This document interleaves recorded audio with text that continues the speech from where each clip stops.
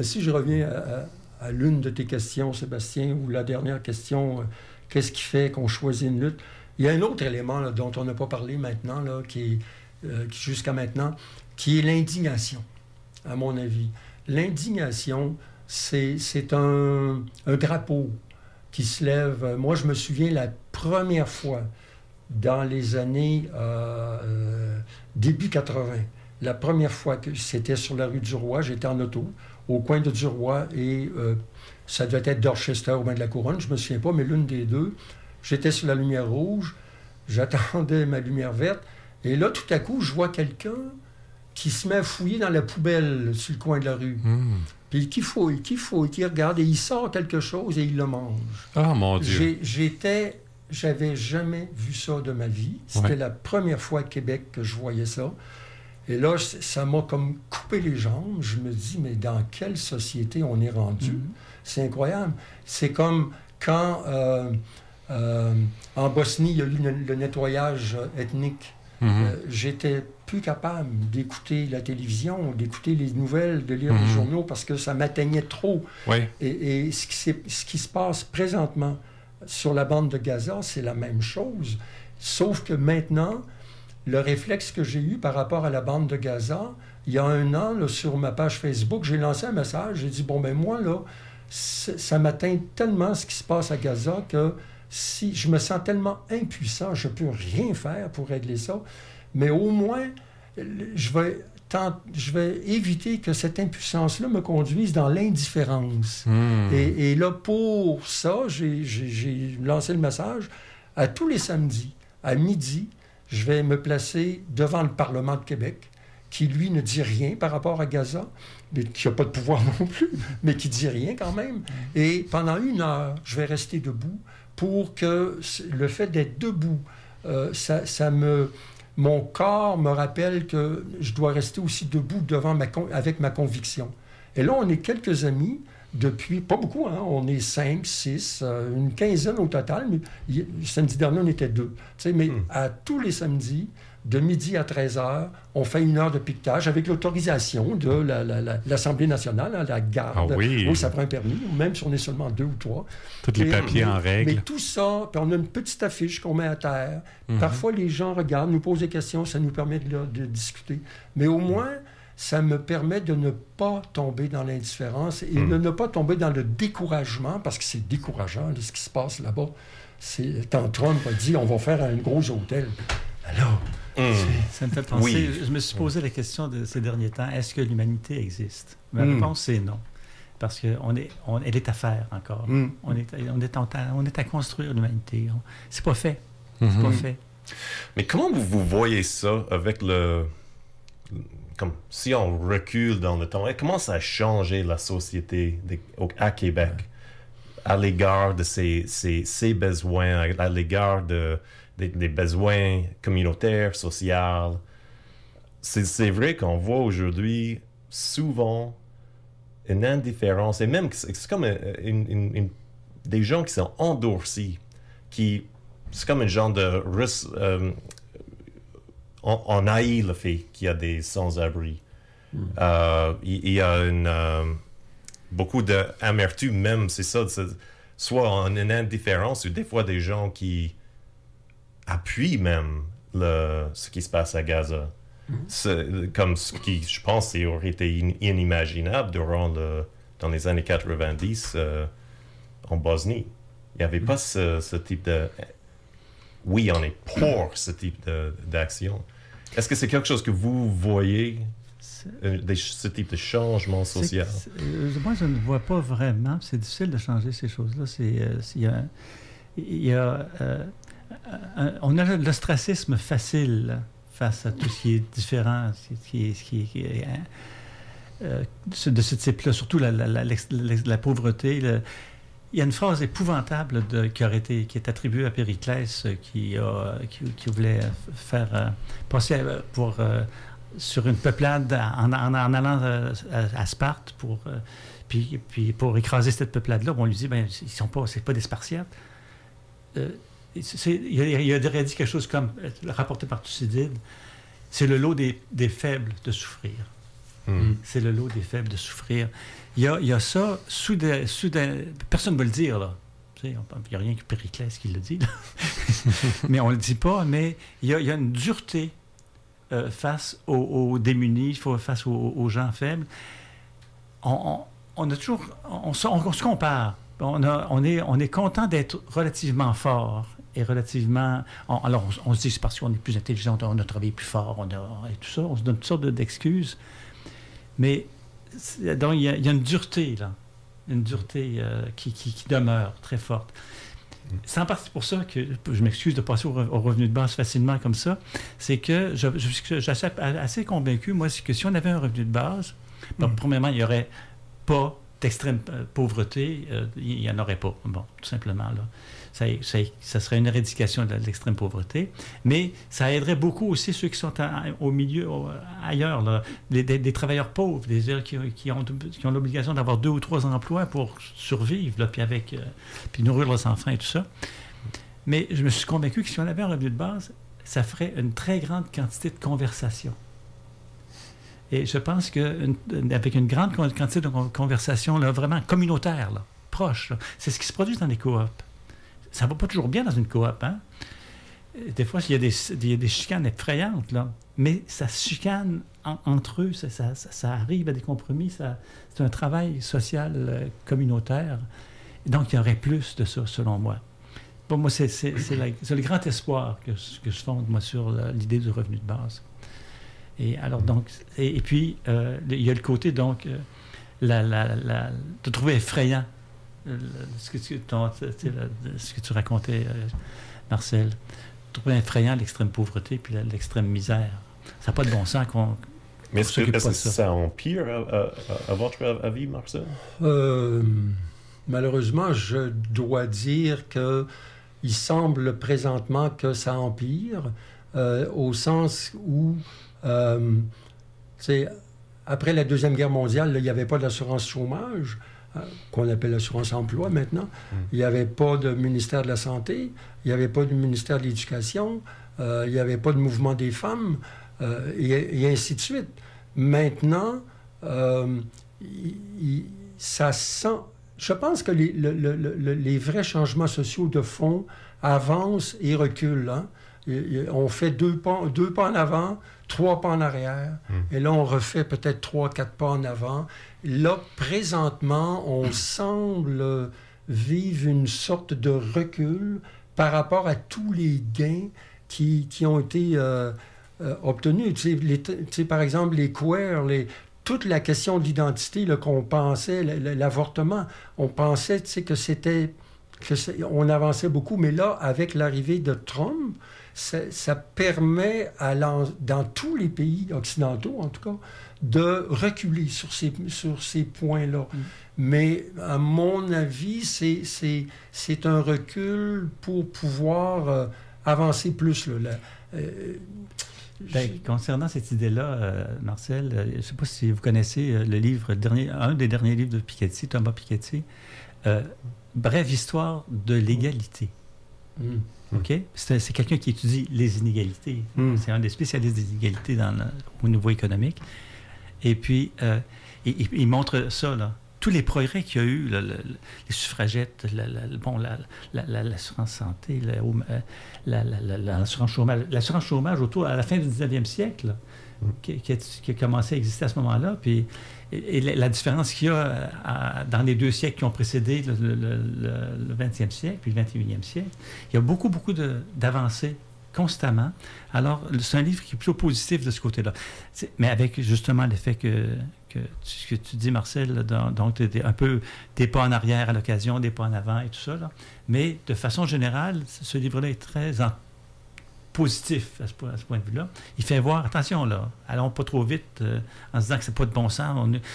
L'humanité, les Occidentaux n'ont jamais été aussi inégaux que dans le passage du 19e au 20e siècle. À cause de quoi? L'esclavage, la colonisation. Ils étaient extrêmement riches à ce moment-là, plus riches que jamais dans l'histoire de l'humanité là, par rapport aux autres. Alors donc, il y a beaucoup de changements depuis ce temps-là. Là. Alors donc, il y a plusieurs aspects positifs. C'est ça. Puis il y a des choses comme le mouvement coopératif, toutes sortes d'activités. Toute l'écologie c'est des premiers pas d'une amélioration qui ne pourra pas ne pas arriver. Autrement, on crève. C'est pas compliqué. Non, c'est ça. Je pense qu'il y a vraiment un filon de base qui s'en va vers plus d'égalité, plus de respect de la nature. Mais Rome, c'est pas bâti en un jour. Fait que tu disais, Luc, tantôt, une phrase avec laquelle je suis parfaitement d'accord. L'humanité n'est pas encore construite. L'humanité, elle est... Moi, c'est pas moi qui dis ça, là, c'est certains auteurs que j'ai lus qui estiment que l'humanité, là, on est rendu peut-être à l'âge de l'adolescence. Et là, donc, on vit des crises d'adolescence, d'identité, d'addiction. Et il faut passer à travers cette adolescence-là pour arriver à l'âge adulte. L'adolescence va durer combien de temps? 1 siècle, 2 siècles, 5 siècles, je ne sais pas. Mais moi, je suis convaincu aussi, comme toi, Luc, que l'humanité... Et moi, c'est ça qui me tient en vie, là, qu'est-ce qui fait que des jeunes aujourd'hui pourraient continuer, ne se décourageront pas? Ou qu'est-ce qui fait que moi, en tout cas, je ne me décourage pas? C'est que je suis convaincu que l'humanité est en marche vers le meilleur. Et je fais ma petite part. Devant le Parlement, on appelle ça les colibris pour Gaza.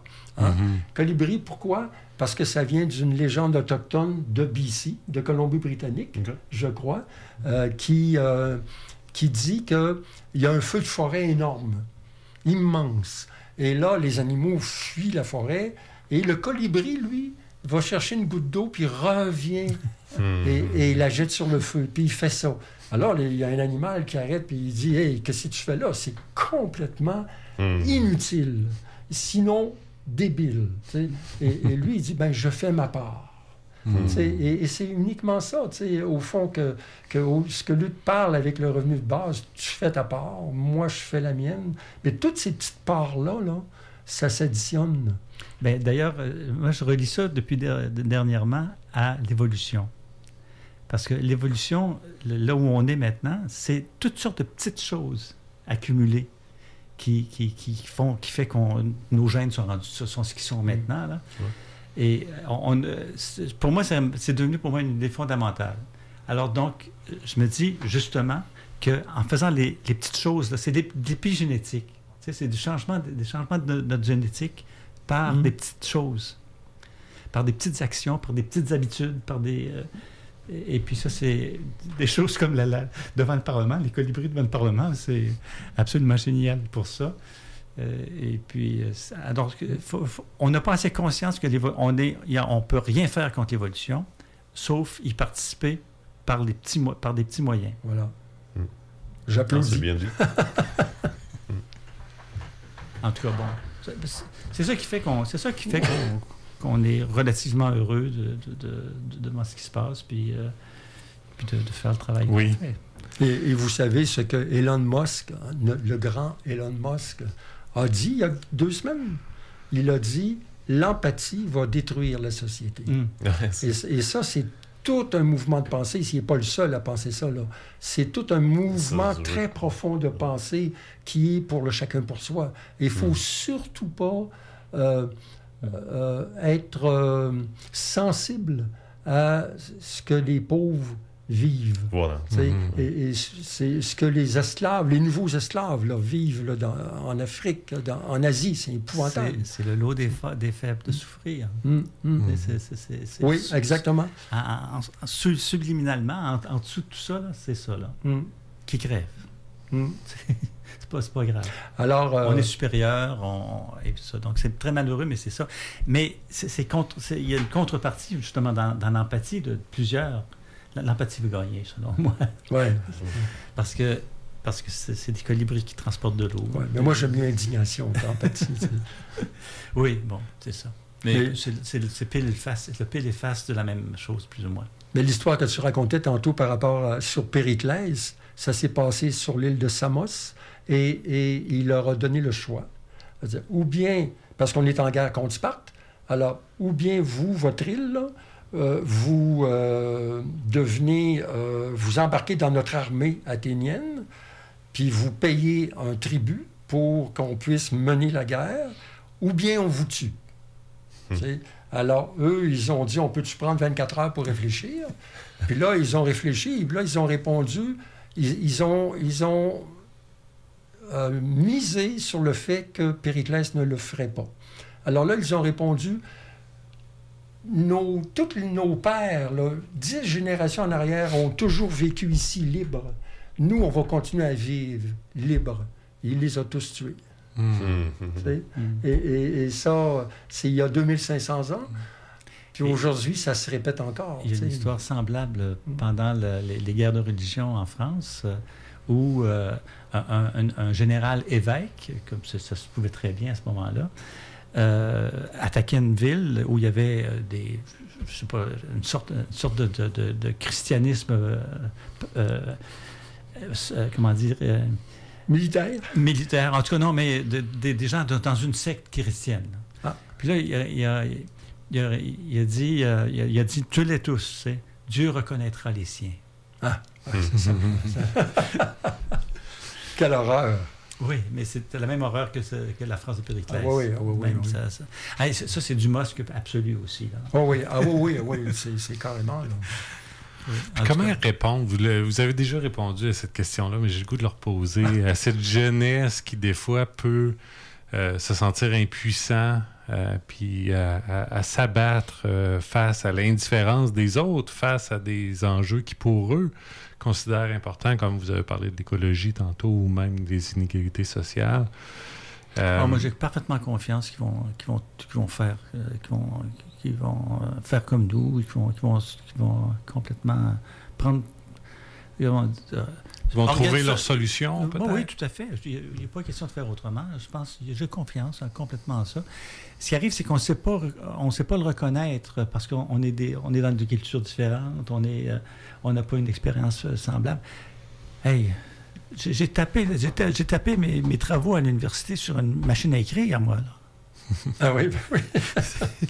Et puis, c'est ça, bon, puis mes parents avaient été fermiers, puis mon père était mineur et fermier. Alors donc, dans ces années-là, j'ai vu traire des vaches,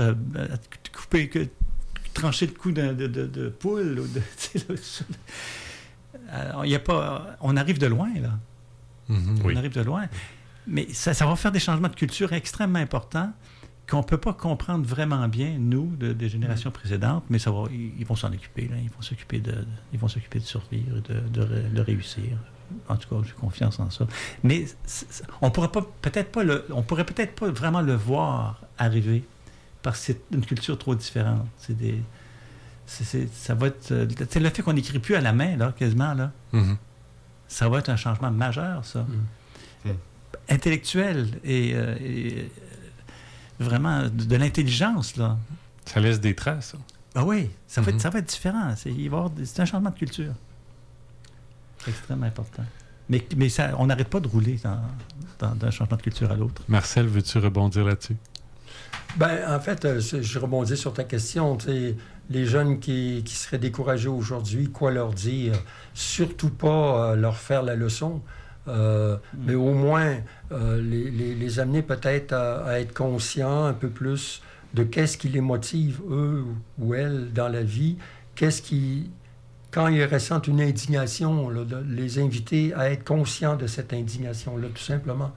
Et surtout pas leur donner des conseils. Ça serait... ou au moins leur faire prendre conscience qu'il y a eu des luttes sociales qui ont donné des grands résultats. Ici, à Québec, là, la vallée de la Jacques-Cartier, je me souviens très bien, c'était la première lutte écologique. Là. Hydro-Québec, il l'avait ciblée en 70 pour faire un barrage. Toute cette vallée-là serait partie, là. Ça serait un lac aujourd'hui, là. Et on sait... pour moi, j'étais un petit peu trop jeune, mais je me souviens très bien d'avoir lu, d'avoir entendu dans les nouvelles. Il y avait une gang d'écolos, là. On les appelait les oiseologues, là. Ah oui, les journalistes les appelaient les oiseologues, qui se sont battus au point de... C'est fini. Ah, c'est fini. Ils ont gagné. C'est bon. Ça finit bien. Oui.